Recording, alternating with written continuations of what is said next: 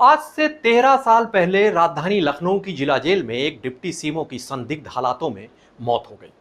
तत्कालीन सरकार और पुलिस इसे खुदकुशी करार देने पर आमादा रही।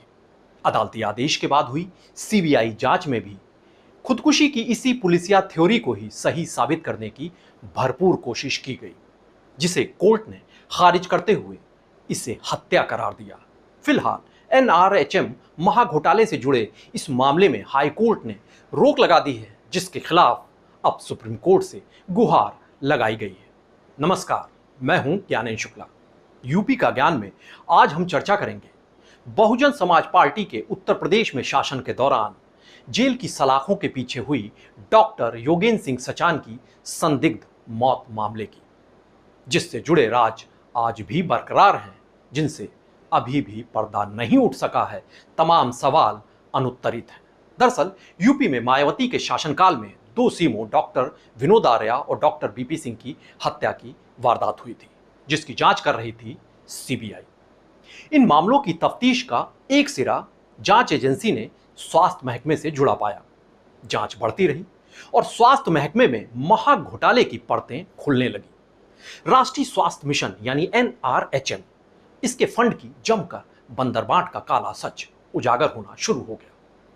दोनों सीएमओ की हत्या के मामलों और घोटाले के आरोप में कई लोग गिरफ्तार हुए। इसी कड़ी में राजधानी लखनऊ के deputy CMO doctor Y S Sachan को पुलिस ने गिरफ्तार किया।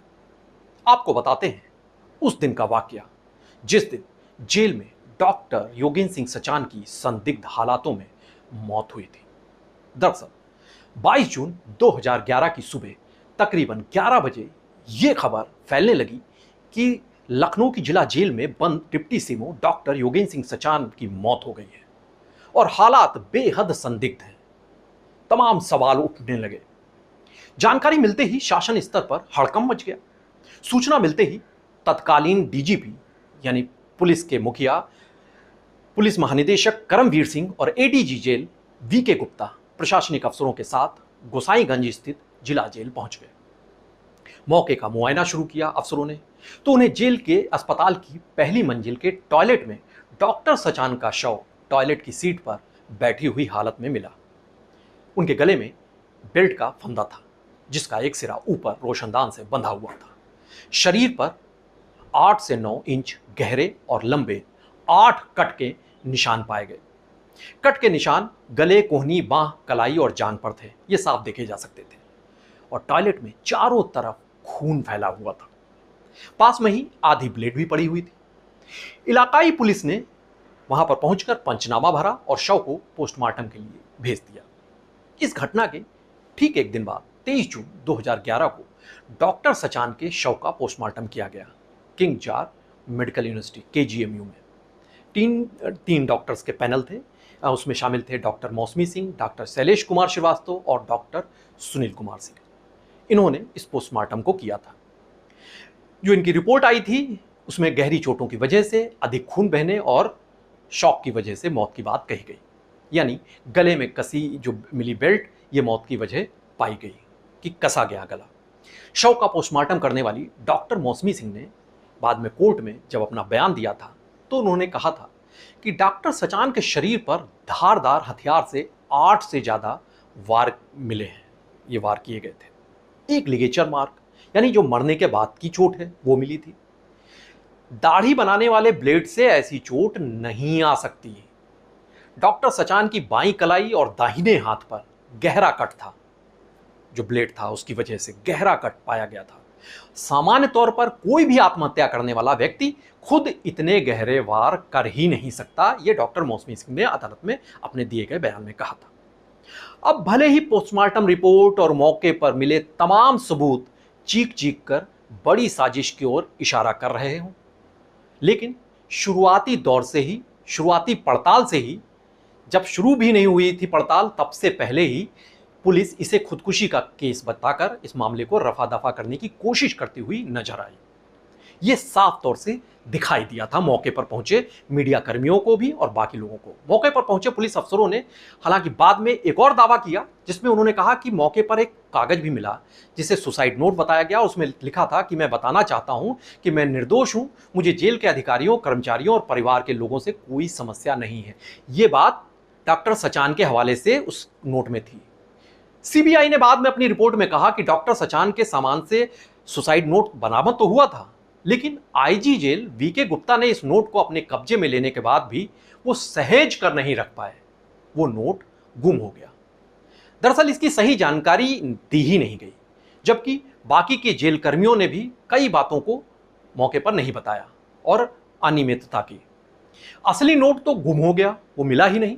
बाद में अदालत में इसकी फोटो कॉपी को मुहैया कराया गया। आप देख सकते हैं कि किस तरीके से कोताही बरती गई।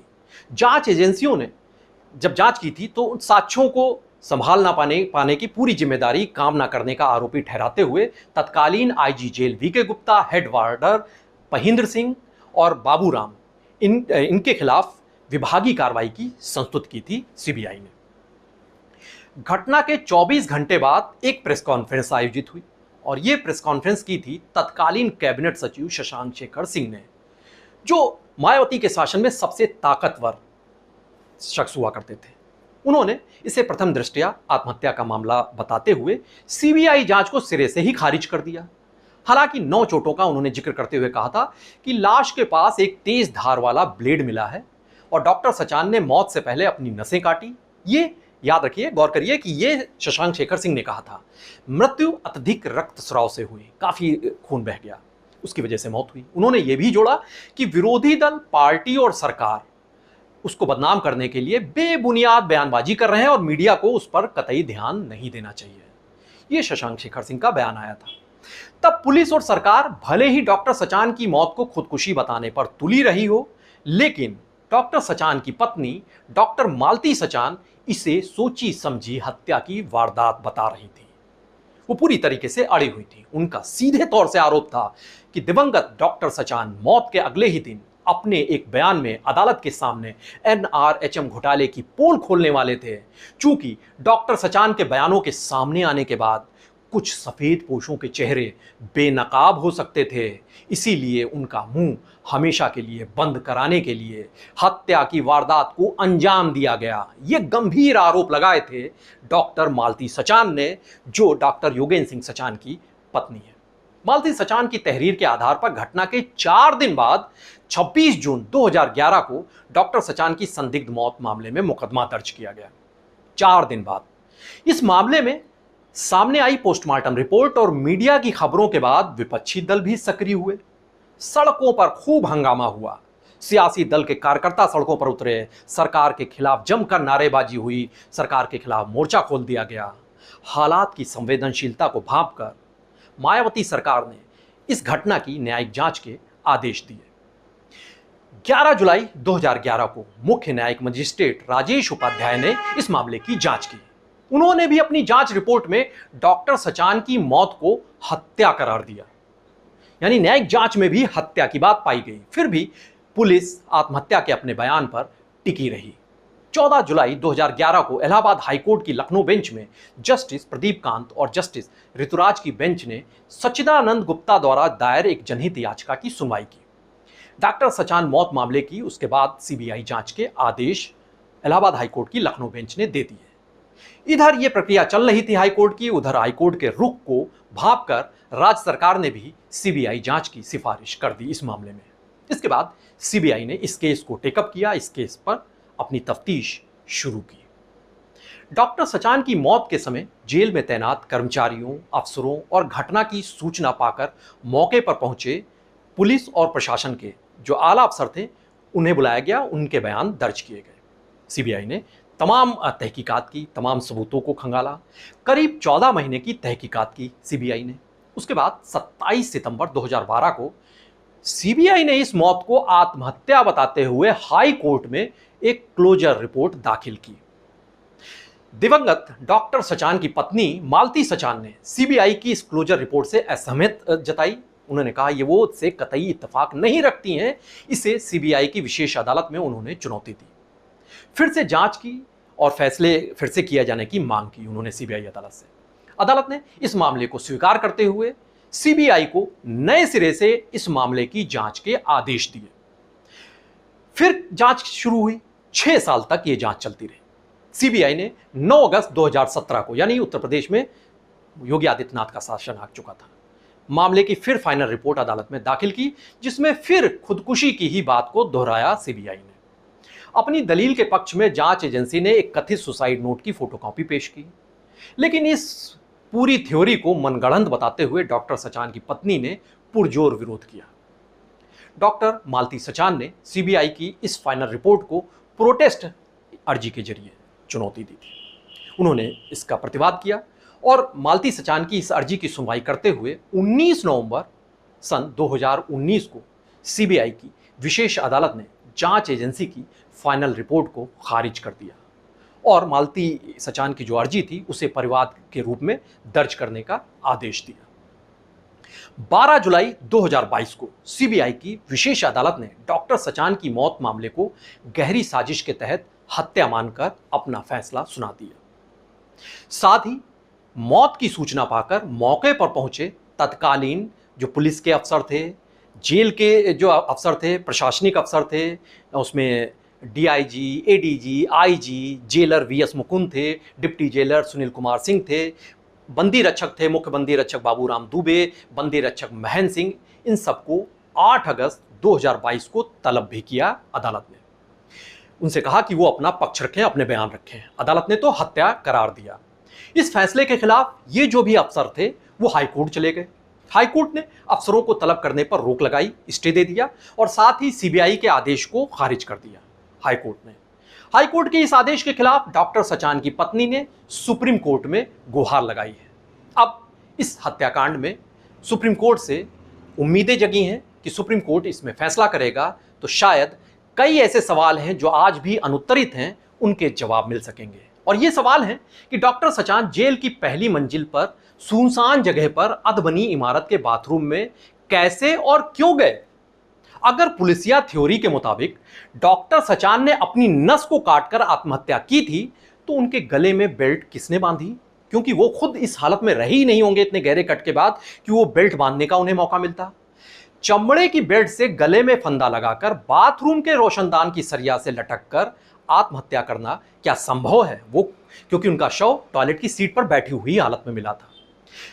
जैसा तत्कालीन कैबिनेट सचिव का बयान था और पीएम रिपोर्ट में भी दर्ज है कि डॉक्टर सचान ने अपने शरीर में 8 जगह नसें काटी, तो क्या इतने गहरे घावों से लहूलुहान कोई शख्स गले में फंदा डालकर आत्महत्या करने की बात को सोच भी सकता है और क्या उसे अंजाम भी दे सकता है? सवाल तो यह भी है कि आखिर जेल के लिहाज से प्रतिबंधित सूची में माने जाने वाली बेल्ट और धारदार ब्लेड ये डॉक्टर सचान तक पहुंचे तो कैसे पहुंचे और आखिर इन्हें किसने उन तक पहुंचाया? पीएम रिपोर्ट में डॉक्टर सचान की बाईं कलाई और दाहिने हाथ पर गहरा कट मिला था। सामान्य तौर पर कोई भी आत्महत्या करने वाला व्यक्ति खुद इतने गहरे कट कर ही नहीं सकता, इतने गहरे वार अपने खुद पर नहीं कर सकता, अपने शरीर पर। इस तथ्य पर गौर क्यों नहीं किया गया? पीएम रिपोर्ट करने वाले डॉक्टरों के बयानों के बाबत सीबीआई ने आखिर चुप्पी क्यों साध ली? कथित सुसाइड नोट की फोटोकॉपी सामने आई, असली नोट कहां गया? क्यों उसे सहेज कर नहीं रखा गया? क्योंकि यह नोट तो बड़े जिम्मेदार आला अफसरों के पास था। मौत के एक दिन बाद अदालत में डॉक्टर सचान कौन सा बयान देने वाले थे? कौन कौन सफेदपोश उनके बयानों से मुश्किलों में फंस सकते थे? क्या इसकी तफ्तीश की गई? क्या इसके बारे में जानने की कोशिश की सीबीआई ने? जिला जेल के तत्कालीन फार्मासिस्ट संजय सिंह ने अदालत में अपना बयान दिया था कि घटना के बाद मौके पर गए अफसरों ने उनसे सर्जिकल ट्रे मंगवाई थी। उससे जब देखा अफसरों ने, उसमें एक हैंडल विथ नाइफ वो भी था। अधिकारियों ने फार्मासिस्ट डॉक्टर संजय सिंह को बाहर निकाल दिया था, लेकिन सर्जिकल नाइफ उसे वापस नहीं की। ये उसने अदालत में बयान दिया। आखिर इस मामले में इस सर्जिकल नाइफ की क्या भूमिका थी? उसे किसने और क्यों निकाला? इस संबंध में कोई ठोस जवाब आखिर सामने क्यों नहीं आया? जाहिर सी बात है कि सवाल बहुतेरे हैं जिनके जवाब अभी तक नहीं दिए जा सके हैं और ना ही सीबीआई ने इन सवालों के जवाब देने की जहमत उठाई है। बहरहाल अब इस केस में सुप्रीम कोर्ट से ही इंसाफ की आस है। उत्तर प्रदेश के राष्ट्रीय स्वास्थ्य मिशन के इस महाघोटाले की परतें हम अभी भी खोलते रहेंगे, इसके सच से आपको वाबस्ता कराते रहेंगे। आप बने रहिए पीटीसी न्यूज उत्तर प्रदेश के साथ। नमस्कार।